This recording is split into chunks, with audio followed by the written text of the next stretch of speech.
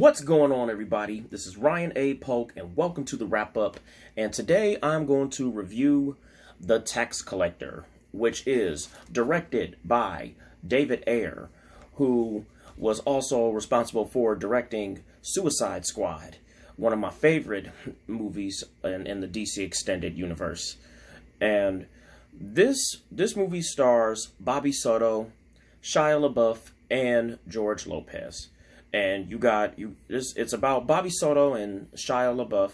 They play these enforcers known as tax collectors, and they work for this big time crime lord. You know, they run errands for him, do special missions for him, and in this particular situation, one of the tax collectors' old rivals ends up coming back, and that collector is forced to protect his family from that rival. And when I saw the trailer for this movie, I really did want to see it because I do like movies like this, you know, like crime movies, drug movies, because, you know, movies like that, you're bound to see some action, and that's what The Tax Collector did have. It did have action, and it was also very gory, too. And I also wanted to see it because Shia LaBeouf looked like he was badass in this movie, and sure enough, he was. I mean, this is probably the most badass role I'll have to say I've probably ever seen him in, and I'm happy that they did pick him for the role because he did a good job. I almost want to say that he should get an Oscar nomination, but then again, probably not. I mean, not saying he did a bad job because he didn't, but you know, it's something that just like, okay, maybe maybe it wasn't Oscar worthy, but still, you know, he still did a good job.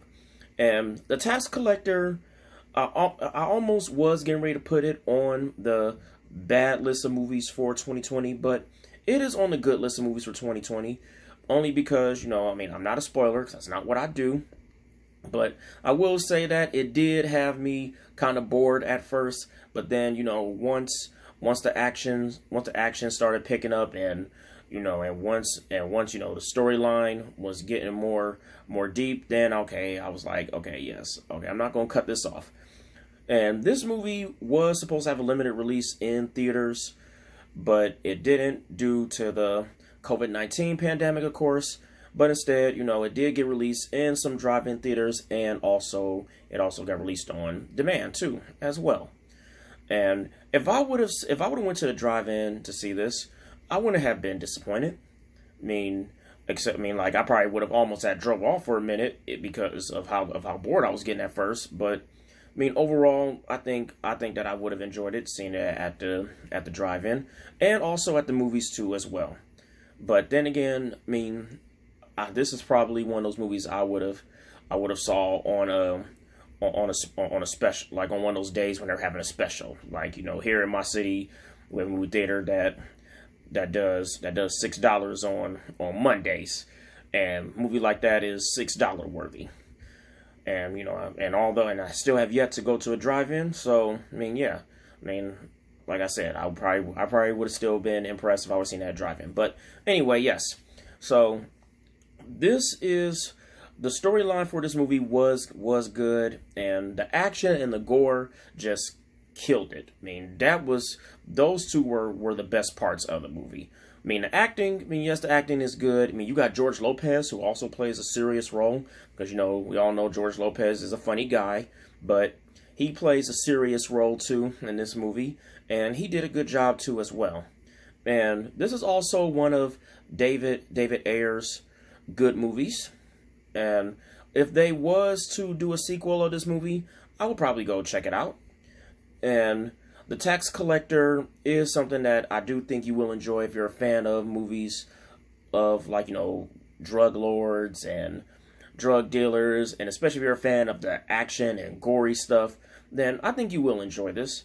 But, you know, if it's playing at some of your drive-in theaters, and if you do happen to go see it at the drive-in theater, and you'll probably get what I'm saying when I said that, okay, it's starting kind of slow, but then it starts picking up.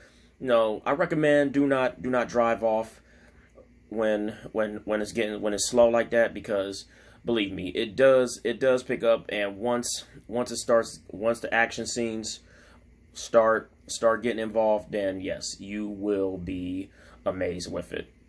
And but overall, you know, I did enjoy the movie, and the Tax Collector is something that I do think that, you know, it probably, you know, I mean, if it would have got released limited release in theaters, you know, it definitely probably would have made more money in the box office as well. But, you know, thanks to the pandemic, you know, that kind of had put a little hold on it for that. So for the Tax Collector, you know, should you go see it at the drive-in? I mean, well, I pretty much basically said that you should go see it from, you know, a few minutes ago.